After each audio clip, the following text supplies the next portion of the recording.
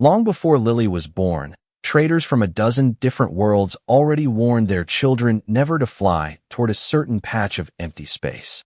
They called it many names in many languages, but every version meant the same thing: stay away. Ships that flew too close never sent a message back.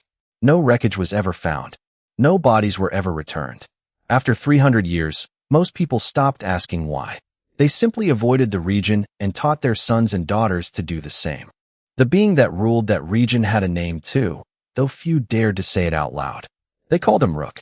Old records showed strange sightings, broken hulls, and burned engines drifting near the edge of his territory, which everyone called the Forbidden Reach.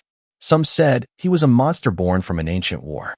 Others said he was once something else entirely, something that used to trust the people who now feared him. No one alive really knew the truth, because no one who entered the Reach ever came back to tell it. On a large space station near the center of the galaxy, the leaders of many alien worlds gathered for a meeting that had happened many times before. They called themselves the Assembly of Worlds, and for 3 centuries they had argued about what to do with the Reach. This time, the argument was more serious. A scouting ship had entered the border of the Reach 2 weeks earlier, searching for minerals. It never reported back. One counselor, a tall alien with silver skin and sharp eyes, stood and spoke firmly. He said it was time to stop losing ships and start sending fleets. Another counselor disagreed, saying that no fleet had ever survived an attack from Rook, and sending more ships would only mean more deaths. The argument went back and forth for hours, the way it always did. In the end, they agreed on one thing. They would gather a fleet, and if one more ship vanished, they would use it to finally end the threat of the Reach once and for all. Far from that station, on the edge of known space, a much smaller ship moved slowly through the dark. It was a human supply vessel named the Wanderlight, carrying food, tools, and a handful of families heading toward a new colony. Unlike the older species in the Assembly, humans were still new to the wider galaxy. They had only recently begun exploring beyond their own solar system, and most of their maps were incomplete. The name Rook meant nothing to them. The warnings about the Forbidden Reach had never reached their ears, because no alien trader had bothered to warn a species so young and so unimportant. Aboard the Wanderlight, a little girl named Lily sat by a window, watching the stars go by. She was 8 years old, with messy brown hair and a habit of asking too many questions. Her parents worked on the ship, her father fixing engines, and her mother managing food supplies for the colonists. Lily spent most of her days drawing pictures of the stars and imagining what kind of creatures might live among them. She liked to believe that somewhere out there, something big and strange and wonderful was waiting to be found. She had no idea how close she already was. The ship's navigator noticed something strange on the sensors, a patch of space that seemed to bend light in odd ways, almost like a shadow with no source. He mentioned it to the captain, who checked the charts and found nothing marked in that area. No warnings, no restrictions, nothing at all. The maps humanity had built so far simply did not include the borders of the Forbidden Reach. The captain decided it was probably just a sensor glitch and continued on the planned course, a course that curved closer to the edge of Rook's territory than anyone on board realized. Meanwhile, deep within the Reach, on a rocky and quiet world, something ancient stirred. For 300 years, Rook had lived alone, guarding a territory that no living creature dared to enter willingly. He had grown used to the silence, used to being feared, used to being alone. He did not know that a small ship carrying a curious little girl was drifting closer to his home with every passing hour. He did not know that his long, lonely watch was about to change forever. As the Wanderlight moved deeper into the dark, unaware of the legend it was approaching, the Assembly fleet prepared far behind it, ready to act the moment another ship went missing. 2 very different groups, moving toward the same place for very different reasons, were about to collide with a story that had been building in silence for 300 years. Neither the frightened counselors nor the innocent family aboard the Wanderlight could have guessed that the fate of the Forbidden Reach and the truth about the monster inside it was about to be changed by a child who had never learned to be afraid. The stars outside Lily's window vanished without warning. One moment she was counting them, and the next, a field of gray rocks and metal scraps rushed toward the Wanderlight faster than anyone could react. Alarms filled the ship with a sharp, ringing sound. Crew members ran through the halls, shouting orders that Lily did not understand. Her mother grabbed her hand and pulled her away from the window, telling her everything would be fine, even though her voice shook when she said it. The ship groaned and shook as pieces of debris struck its outer hull. Sparks flew from a broken panel near the ceiling. The lights flickered, then turned red. Lily had never seen the ship look this way before, and for the first time, she felt truly frightened. Her father rushed into the room, his face pale, and told her mother they needed to reach the escape pods immediately. He picked Lily up and ran through the shaking corridors, holding her tightly against his chest. The debris field, it turned out, was not just floating rocks.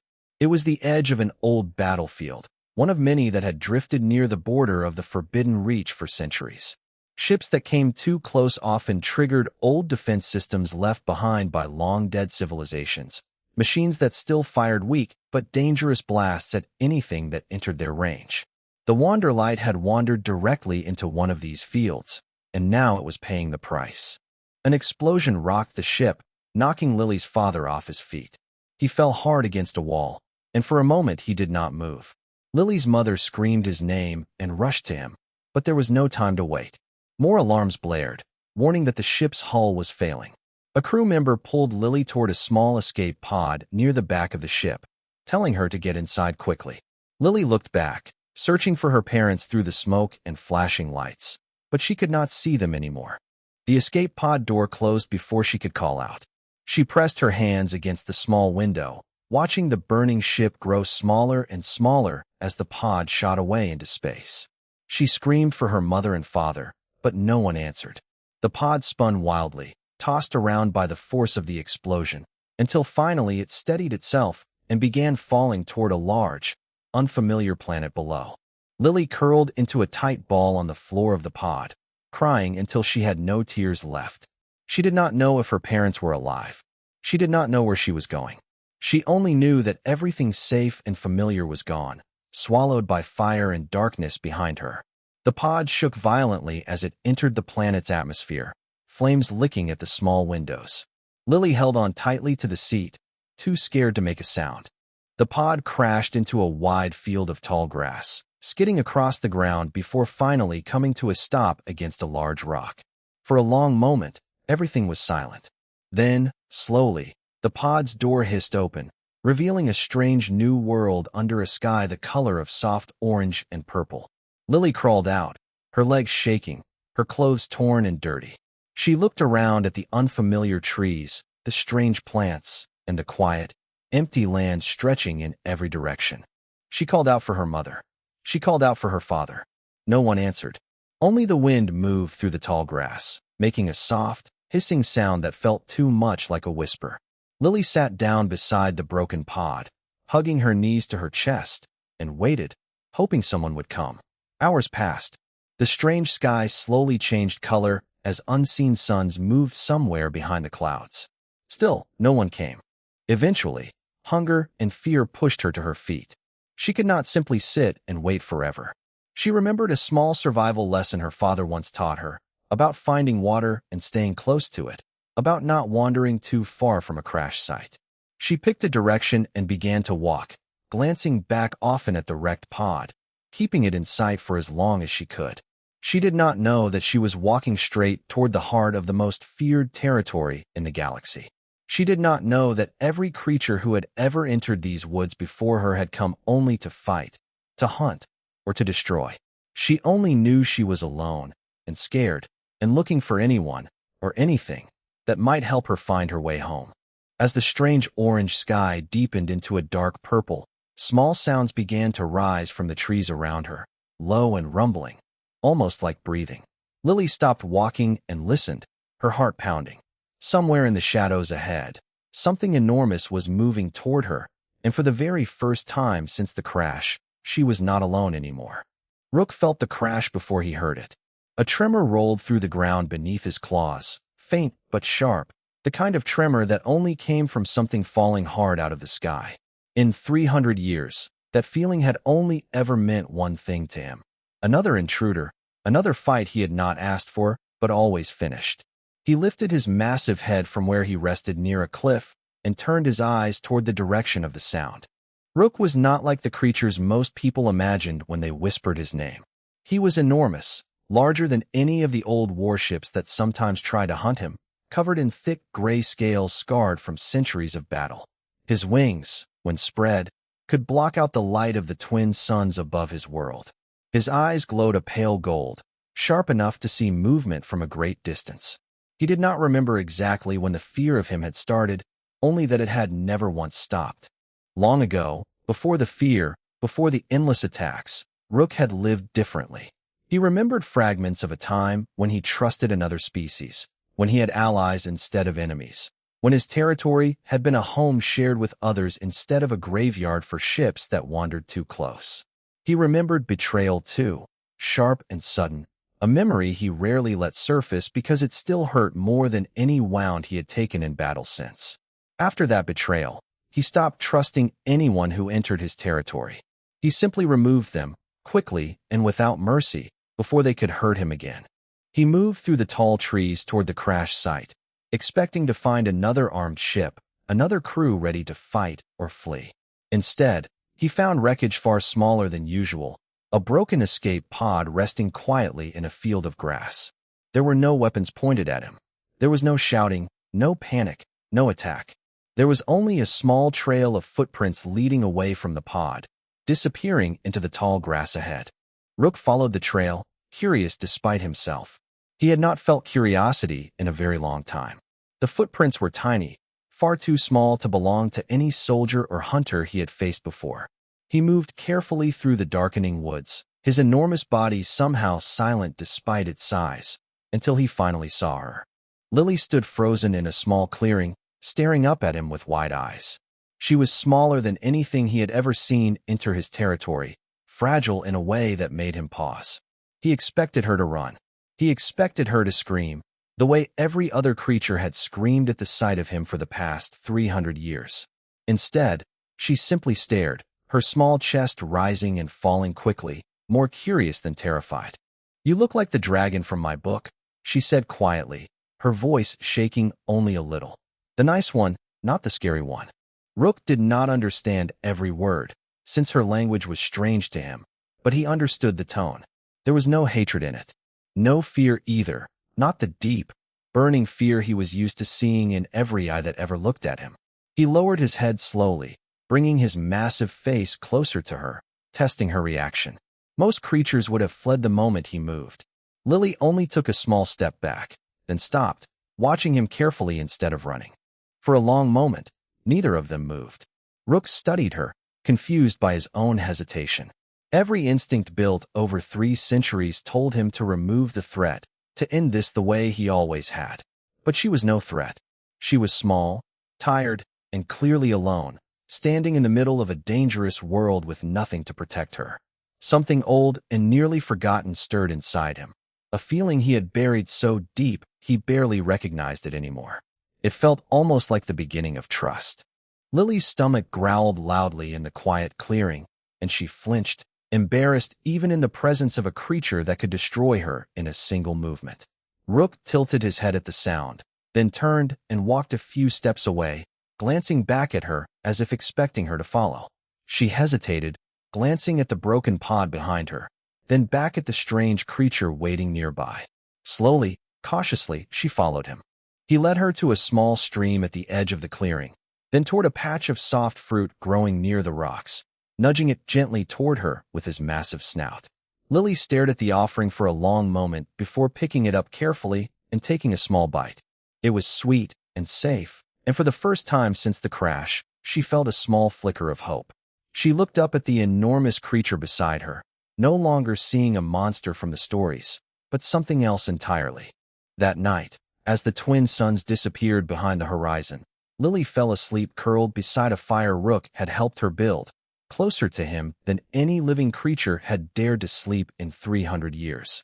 And for the first time since the betrayal that shaped him, Rook did not feel quite so alone either. Lily began marking the days by stacking small stones beside the cave entrance, one stone for each time the twin suns rose and fell. By the time the pile reached 40 stones, she had stopped crying herself to sleep every night, and she had started calling the massive cave beside the waterfall something new. She called it home. Rook's territory, once silent and lonely, slowly filled with small sounds it had not heard in centuries. Lily hummed songs while she gathered fruit near the stream. She talked constantly, telling Rook about her old life, her parents, her favorite stories, even though she was never fully sure how much he understood. Rook, in turn, began responding in his own way, low rumbling sounds that Lily eventually learned to recognize as something like a question or agreement or even amusement. She taught him small human words, pointing at objects and repeating their names slowly. Water, fire, star, home. Rook could not speak the way humans did, but he began to understand more and more, his golden eyes following her closely whenever she spoke. In return, he showed her his world, teaching her which fruits were safe, which parts of the forest held danger, and how to read the changing colors of the sky before a storm arrived. One evening, while sitting beside the fire, Lily asked him a question she had been holding back for weeks. She asked why everyone was so afraid of him. Rook went very still, staring into the flames for a long time before answering in the only way he could. Through broken images he somehow pushed into her mind, faint and blurry, like an old memory shared between them. She saw glimpses of a different time, a time when Rook had trusted others, worked alongside them, protected them. She saw the moment that trust shattered, an attack from those he once called friends, an old wound that never fully healed. Lily did not fully understand everything she saw, but she understood enough. She understood that Rook had not always been alone, and that loneliness had not been his choice. Without thinking twice, she wrapped her small arms around one of his massive front legs, the closest thing to a hug she could manage. "You're not alone anymore," she whispered. "You're my family now." Rook did not have words to answer her, but something shifted inside him that night, something that had been frozen for 300 years finally beginning to thaw. Their days settled into a comfortable rhythm. Lily explored the safer parts of the territory while Rook watched from a distance, always close enough to protect her if danger appeared. She built small toys from sticks and stones, invented games that Rook eventually learned to play in his own clumsy way, and slowly turned a place once known only for death and fear into something that almost resembled a home. For the first time since his territory earned its terrible name, Rook found himself thinking less about the ships that might come to hunt him, and more about keeping this one small, loud, endlessly curious human girl safe. Far away, near the center of the galaxy, the wreckage of the Wanderlight had finally been discovered. A patrol ship, sent to investigate old distress signals near the Reach's border, found scattered debris drifting in the old battlefield where the explosion first occurred. Among the wreckage, they found the ship's registry, confirming it belonged to a human colony vessel. There were no survivors listed among the recovered remains, and after a brief search, the patrol reported the ship as a total loss. Everyone aboard, they concluded, must have died either in the explosion or shortly after. The report reached the Assembly Council within days, adding fresh urgency to their ongoing argument about the Reach. If even an unarmed civilian ship could be destroyed so completely near the border, they argued, then Rook's territory had become too dangerous to ignore any longer. The council that had debated for years finally reached a decision. A fleet, larger and better prepared than any sent before, would be assembled and sent directly into the Reach. Their orders were simple: locate the creature known as Rook and destroy him, once and for all. Commander Havoc, a seasoned officer known for surviving battles others had not, was chosen to lead the mission. He accepted the assignment without hesitation, already familiar with the old warnings and unwilling to let fear stop him from finishing what generations before him had failed to do. Preparations began immediately, ships gathering supplies, weapons, and crew, all preparing for a journey into the one place in the galaxy every other living being had learned to avoid. None of them knew that somewhere deep inside that territory, a small human girl had already done what 300 years of fear and war had failed to accomplish. She had looked at the most feared creature in the galaxy and, instead of running, had simply called him family. Captain Reyes had refused to accept the patrol report from the very first moment she read it.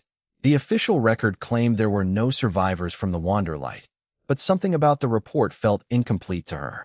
She had commanded rescue missions for over a decade, and she trusted her instincts more than she trusted a quick investigation carried out by a passing patrol crew. Against the advice of her superiors, she requested permission to lead a small search team back into the debris field near the Forbidden Reach, determined to look for herself before giving up on any possible survivors.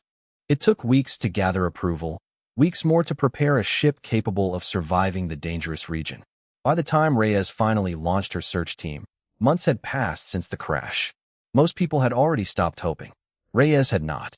She carried with her the original passenger list from the Wanderlight, and she had memorized every single name on it, including a young girl named Lily who had been traveling with her parents toward a new colony. Reyes's small ship moved carefully through the old battlefield, scanning for any sign of additional wreckage the first patrol might have missed. It did not take long before her sensors picked up a faint signal, weak but steady, coming from the surface of a nearby planet deep inside the Reach. It was an emergency beacon, the kind built into every escape pod. Reyes felt her chest tighten with hope. Someone, somewhere down there, might still be alive. At almost the exact same moment, far behind her, Commander Havok's fleet crossed into the outer edge of the Forbidden Reach. Dozens of heavily armed ships moved in careful formation, scanners sweeping the territory for any sign of the creature they had come to destroy. Havok stood at the center of his flagship, watching the readings closely, prepared for the fight his entire career had been building toward. He gave the order to advance deeper into the territory, unaware that a small, unarmed human ship had entered the same region only hours earlier, searching for something far more precious than victory. Down on the surface, Lily was showing Rook a small drawing she had made using colored stones, laughing at his confused expression as he tried to understand what the picture represented when the ground beneath them trembled. Rook's head snapped upward instantly, his golden eyes narrowing as he sensed something approaching from the sky, something much larger and more dangerous than a single crashed ship. He gently pushed Lily behind him, positioning his massive body between her and the direction of the disturbance. High above, Havok's fleet broke through the cloud cover, weapons already charging as their sensors locked onto the enormous creature standing in a clearing below. From their view, all they saw was Rook, the monster of legend, exactly where the old warnings said he would be. They did not see the small girl hidden behind him. They saw only the target they had trained for years to destroy. The first blast struck the ground near Rook, throwing dirt and broken trees into the air. Lily screamed, clinging tightly to one of his massive legs as explosions rocked the clearing around them. Rook roared, a deep, furious sound that shook the entire valley, and spread his enormous wings, launching himself into the air to meet the attacking ships directly, desperate to pull their fire away from where Lily crouched, hidden and terrified, among the rocks below. To the fleet, his aggressive charge only confirmed everything the legends had warned them about. Havok ordered his ships to increase their assault, determined to bring down the creature before it could destroy them the way it had destroyed countless ships before. Rook fought with a fury born not from hatred, but from desperation, twisting through the sky, striking down smaller ships with powerful swipes of his claws, using his massive body to shield the ground below from as much damage as possible. Not far away, Reyes's ship detected the sudden explosion of weapons fire and changed course immediately, racing toward the battle instead of away from it, her instincts screaming that whatever was happening down there was connected to the survivors she had come to find. She had no way of knowing she was flying directly into the middle of a battle meant to end the life of the very creature now shielding a lost human child from destruction. Back in the clearing, a stray blast struck Rook's side, tearing through his thick scales and sending him crashing hard into the ground near the edge of the trees. Pain unlike anything he had felt in years surged through his body. Lily rushed forward without thinking, ignoring the chaos and fire around her, throwing her small arms around his wounded side as more ships circled above, preparing for what they believed would be the final. Lily's feet carried her forward before her mind even finished deciding to move. She scrambled out from behind the rocks, past Rook's wounded, trembling body, and ran directly into the open clearing where every ship above could see her clearly. She raised both arms high into the air, screaming as loud as her small lungs allowed, begging the ships to stop firing. For a moment, nothing happened. Then, one by one, the weapons locked onto Rook's position began to power down. Commander Havoc stared through his ship's view screen in stunned silence, watching a small human child standing directly in the line of fire, shielding the very creature his entire fleet had come to destroy. It made no sense to him. Every report, every legend, every warning insisted that nothing survived an encounter with Rook. Yet here was a child, alive, unharmed, and clearly protecting him instead of fleeing. "Hold fire," Havoc ordered, his voice sharp with confusion. "Hold fire immediately." At nearly the same moment, Reyes's ship broke through the smoke and chaos, arriving just in time to see Lily standing alone in the clearing. Reyes's heart nearly stopped. She recognized the small figure instantly from the photograph she had carried with her for months. She brought her ship down as quickly as she safely could, rushing out the moment it landed, running across the scorched ground toward the girl she had refused to stop searching for. "Lily," she called out, and the little girl turned, tears streaming down her dirty face, relief and fear mixing together as she recognized a friendly voice for the first time in months. But instead of running straight into Reyes's arms, Lily hesitated, glancing back at Rook, who lay wounded and still in the clearing behind her, watching the humans with wary, exhausted eyes. "Please don't hurt him," Lily said, her voice breaking. "He saved me. He's my family." Havoc climbed down from his own ship, approaching cautiously, his weapon still drawn but no longer raised. He studied the enormous, wounded creature lying in the clearing, then looked at the small girl standing protectively in front of it, refusing to move aside even now. 300 years of fear and legend suddenly felt very different, standing face to face with proof that the story everyone believed might not be the whole truth. Reyes knelt down slowly, placing a gentle hand on Lily's shoulder. "Tell us what happened," she said softly. "Tell us everything." And so, standing in the middle of a smoking battlefield, Lily did. She told them about waking up alone after the crash, about wandering into the forest, terrified and lost. She told them how Rook had found her instead of hurting her, how he had fed her, protected her, and kept her safe every single day since. She told them about the fragments of memory he had shared with her, the old betrayal that had shaped 300 years of fear and violence. She told them, simply and honestly, that the monster everyone had warned her about was the only reason she was still alive. Havoc listened carefully, his expression slowly shifting from suspicion to something closer to shame. He looked toward Rook again, taking in the old scars covering his body, wounds far too numerous for a single lifetime, wounds that told their own story of centuries spent fighting off attackers who never gave him the chance to be anything other than what they feared. For the first time in his long career, Havoc found himself questioning everything the Assembly had ever taught him about the creature. He ordered his medical teams to assist Rook's injuries instead of finishing the attack, a decision that shocked his own crew nearly as much as it shocked Rook himself. Rook watched the approaching medics warily, every old instinct urging him to fight, to run, to protect himself the only way he had ever known. But Lily stayed beside him the entire time, her small hand resting against his scales, and slowly, cautiously, he allowed the strangers to help. In the days that followed, word of what happened in the Forbidden Reach spread quickly across the Assembly of Worlds. The story of a human child who showed no fear, who called a legendary monster family, and who single-handedly stopped a war 3 centuries in the making, traveled from world to world, challenging old beliefs that had never once been questioned before. The Assembly Council, faced with undeniable proof, agreed to open formal talks instead of continuing the old cycle of fear and violence, offering Rook protection rather than destruction for the first time in his long, lonely existence. Rook remained in his territory, but it no longer felt like a prison of solitude. Lily stayed close by, adopted informally by both Reyes and, in her own heart, by Rook as well, splitting her time between the wider galaxy and the quiet forest she now truly called home. Slowly, cautiously, other humans began visiting the Reach, curious rather than afraid, drawn by a story that proved even the oldest, deepest fears could be undone by something as simple as a child who refused to be afraid. Across the galaxy, other feared and forgotten beings. Creatures who had spent centuries alone simply because no one had ever bothered to look past old legends began to wonder if humans might someday walk up to them too and simply say hello.